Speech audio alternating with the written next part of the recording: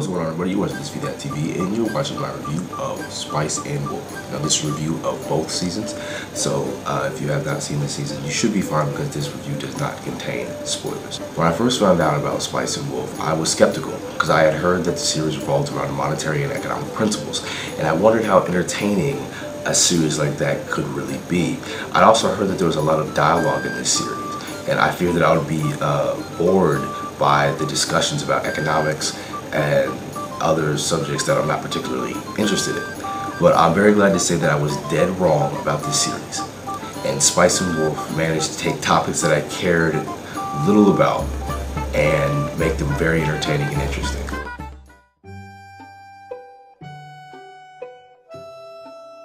The story stars two main characters, a traveling merchant named Kraft Lawrence and a wolf goddess named Holo. The story is about their journey to find Holo's homeland while trying to make some money along the way. Now, as stated earlier, the story has a lot to do with economic and monetary principles. Now, but the best part of the story is the interaction between Lawrence and Holo. The dialogue between the two is funny and witty, and through their experiences and verbal exchanges, you manage to see the steady progression of their relationship. My main issue with the story is the ending because there really isn't one.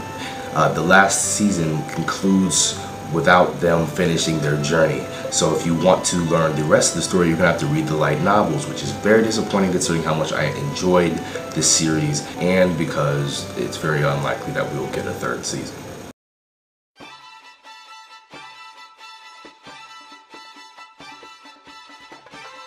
The animation in the series is good. The backgrounds are really well done, and at times it felt like I was looking at watercolor paintings. The scenes look fantastic and really fit the atmosphere that the show is trying to portray. Now, the characters are also animated very well, and Spice and Wolf's animation feels like it has its own kind of style to it. And the way the backgrounds and the characters fit together is just, they fit together really well.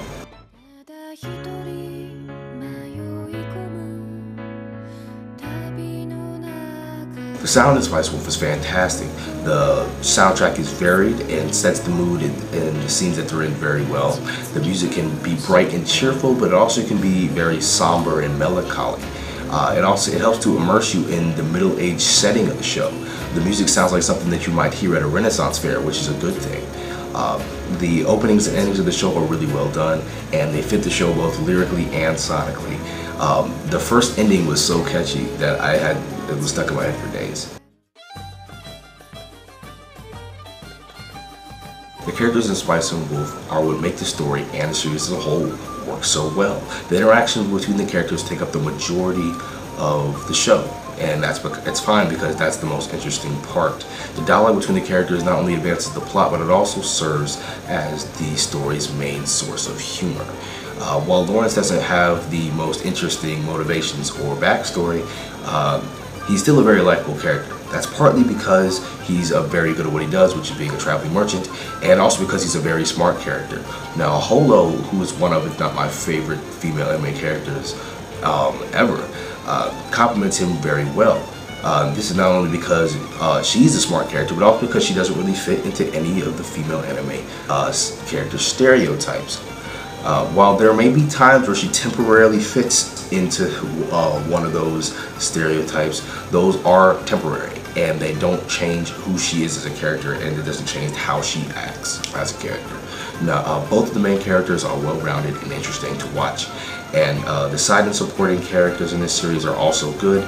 They are given a good amount of screen time, and their motivations and backgrounds are explained pretty well.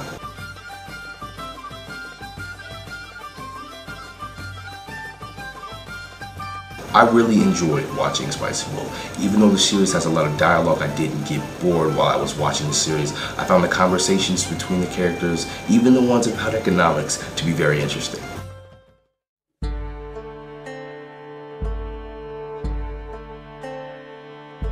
Here is the verdict and breakdown out of 5. Story 4.2, animation 3.8, sound 4, characters 4.4, enjoyment 4, for a final verdict of 4.1 out of 5. Spice and Wolf isn't a typical anime. With a unique premise and characters, Spice and Wolf is enjoyable from start to finish. Now, let me know what you guys thought of this series in the comment section down below. If you are on modernwarnegro.com, you can scroll down below in this video and check out the full written review.